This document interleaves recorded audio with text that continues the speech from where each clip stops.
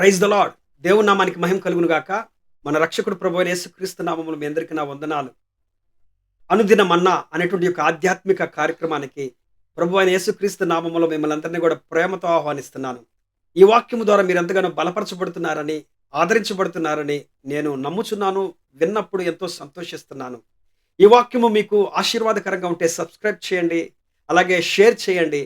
దానివల్ల కొంతమంది క్రొత్త వారు దేవుని యొక్క వాక్యాన్ని విని దేవుని యొక్క వాక్యము చేత తృప్తిపరచబడతారు, ఆదరించబడతారు. ఈరోజు వాక్యాంశము యెషయా గ్రంథము 54వ అధ్యాయము 10వ వచనము. పర్వతములు తొలగిపోయినను, మెట్టలు తత్తరిల్లినను, నా కృప నిన్ను విడిచిపోదు. చూడండి, దేవుడు ఇక్కడ చక్కటి మాట చెప్తున్నాడు. పర్వతములు తొలగిపోయినను, మెట్టలు విడిచిపోయినను, తొలగిపోయినను, నా కృప నిన్ను విడిచిపోదు అని చెప్పనంటున్నాడు. ఏమండి, నేటి దినాలలో అనేక మంది మాకు కావలసిన వాళ్ళు వెళ్ళిపోయారని చెప్పారని బాధపడుతూ కృంగిపోతున్నటువంటి వాళ్ళు ఉన్నారు. మా వాళ్ళే, మా కుటుంబీకులే మమ్మల్ని విడిచిపెట్టి వెళ్ళిపోయారని చెప్పారని ఎంతో రోదిస్తూ బాధలో దుఃఖంలో ఉన్నవారు ఉన్నారండి. నేటి దినాల్లో దేవుడు చెప్తున్నాడు, పర్వతములు అంటే పర్వతములు లాంటి, మెట్టలు లాంటి మనుషులు, స్థిరమైనవి ఏవైనా సరే నీ జీవితంలో తొలగిపోయినా, నిన్ను విడిచిపెట్టి వెళ్ళిపోయినా, ఆయన కృప మాత్రము నిన్ను విడిచిపెట్టి వెళ్ళిపోదండి.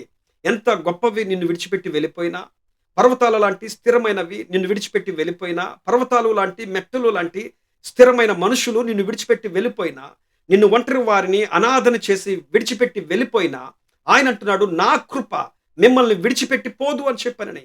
దేవుడు మనల్ని విడిచిపెట్టేవాడు కాదండి. మనుషులు విడిచిపెట్టినా దేవుడు మనల్ని విడువని దేవుడు, మనల్ని ఎడబాయని దేవుడు, మనల్ని ఎప్పుడు కూడా నిత్యము ఆదరించి మనల్ని కాపాడి నడిపించేటువంటి దేవుడు.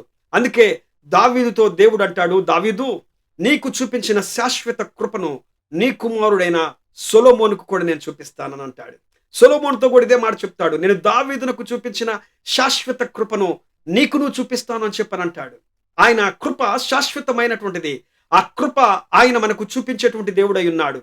ఒక రోజున అబ్రహాము తన పెద్ద దాసుడైన ఎలియాజర్ని పిలిపించి, అయ్యా, నా స్వజనుల దగ్గరికి వెళ్ళిపోయి నా కుమారుడికి చక్కనైన భార్యను చూసి తీసుకుని రా వివాహానికి అని చెప్పానంటే, ఆయన వెళ్ళిపోయి మరి స్వజనుల దగ్గరికి వెళ్తూ వెళ్తూ మార్గ మధ్యంలో ప్రార్థన చేస్తాడు. దేవా, నా యజమానుడు నా భుజాల మీద చాలా పెద్ద బాధ్యత పెట్టాడయ్యా. అయ్యా, అంతమంది పశువులు, అంతమంది పనివాళ్ళు, అంత పెద్ద కుటుంబాన్ని నడిపించబడాలంటే అయ్యా, ఎంత యోగ్యురాలైన కోడలు కావాలి ప్రభువా. అబ్రహాము ఇంట్లో పుట్టి అలవర్చబడిన వాళ్ళు 318 మందిని తీసుకుని వెళ్ళి ఒక రోజున అబ్రహాం యుద్ధం చేస్తాడు. కాబట్టి అంత పెద్ద కుటుంబము, అంత పెద్ద పనివారితో నింపబడినటువంటి ఇంటిని చూడాలంటే ఎలాంటి కోడలు కావాలి, ఎలాంటి మనిషి కావాలి ఆ ఇంటికి. అందుకే ప్రార్థన చేస్తున్నాడు ఎలియాజరు, ప్రభువా, ఇదిగో నాయన, చక్కనైన యోగ్యురాలైన బిడ్డని నాయన నాకు త్రోవలోనే దయచేయ్యా, నువ్వు నడిపించయ్యా అని చెప్పి ప్రార్థన చేసుకొని బయలుదేరి వెళ్తున్నప్పుడు ఆయన మార్గ మధ్యంలోని రిబ్కమ్మను కలుసుకుంటాడు. రిబ్కాను గురించి ఆలోచన చేసి రిబ్కమ్మతో మాట్లాడి, నువ్వు ఎవరి కుమార్తెవు అని చెప్పి తెలుసుకొని, ఆమె అబ్రహాముకు కావలసినటువంటి బంధువురాలని చెప్పి, ఇస్సాకుకి స్వయాన బంధువురాలని చెప్పి తెలుసుకున్న తర్వాత అక్కడ చక్కటి మాట ఎలియాజరు మాట్లాడతాడు. ఏంటో తెలుసా? నేను త్రోవలో ఉండగానే నా దేవుడు నా యజమానుడికి తన కృపను చూపించడం మర్చిపోలేదు అని అంటాడండి. దేవుడు తన కృపను చూపించడం మర్చిపోయేవాడు కాదు. మనం ప్రయాణంలో ఉన్నామని, మనము ఎక్కడో దూరంగా ఉన్నామని, లేకపోతే మనము చాలా బలహీనులుగా ఉన్నామని, మనం ఎక్కడో ఇరుక్కుపోయామని చెప్పి, లేకపోతే మనము చాలా నలిగిపోయి అణిగిపోయి ఉన్నామని చెప్పి దేవుడు తన కృపను చూపించడం మర్చిపోయేవాడు కాదు.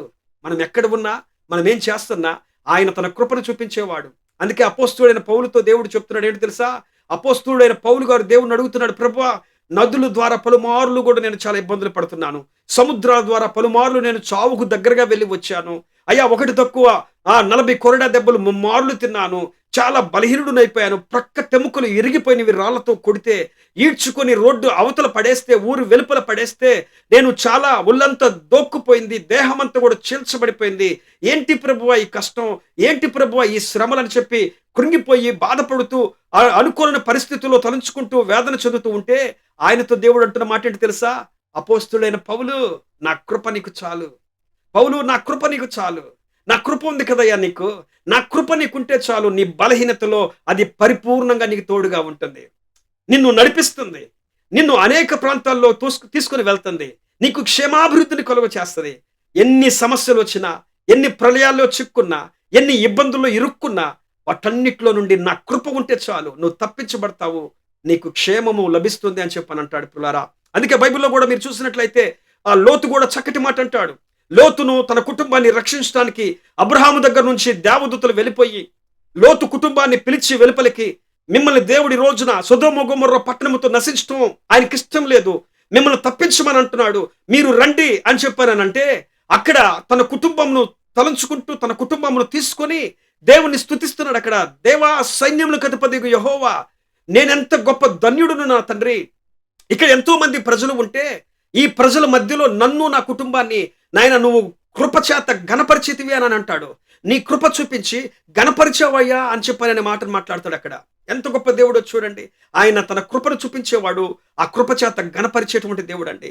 ఎంతో మంది ప్రజలు ఉన్నా, ఎంతో మంది అర్హులు గల వారిగా ఉన్నా, ఎంతో మంది క్వాలిఫైడ్ పర్సన్స్ ఉన్నా, ఎంతో మంది మన ముందు వరుసలో ఉంచున్నా కూడా దేవుడు మనకు తన కృపను చూపించేవాడండి. మనకు తన కృపను విడిచిపెట్టి పోయేటట్టుగా చేసేవాడు కాదండి.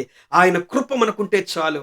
పర్వతములు తొలగిపోయినను, మెట్టలు తత్తరిల్లినను, నా కృప నిన్ను విడిచిపోదు అని చెప్పినట్లుగా దేవుని యొక్క కృప మిమ్మల్ని విడవకుండా, మిమ్మల్ని ఎడబాయకుండా అన్ని విధాల మిమ్మల్ని నడిపించి సంరక్షించును గాక. ఆమేన్. ప్రేమ కలిగిన తండ్రి, గొప్ప దేవుడా యేసయ్యా, ఇదిగో నా తండ్రి, ఈ రోజున చక్కటి వాగ్దానం మీరు మాకు ఇచ్చారు.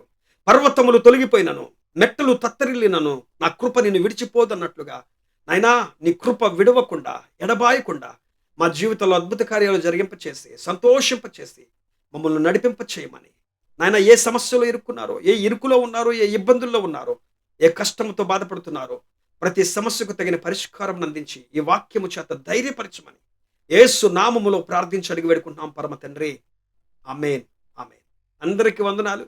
రేపటి వరకు దేవుడు తోడుగా ఉండి మిమ్మల్ని నడిపించును గాక. ఆమేన్. Praise the lord.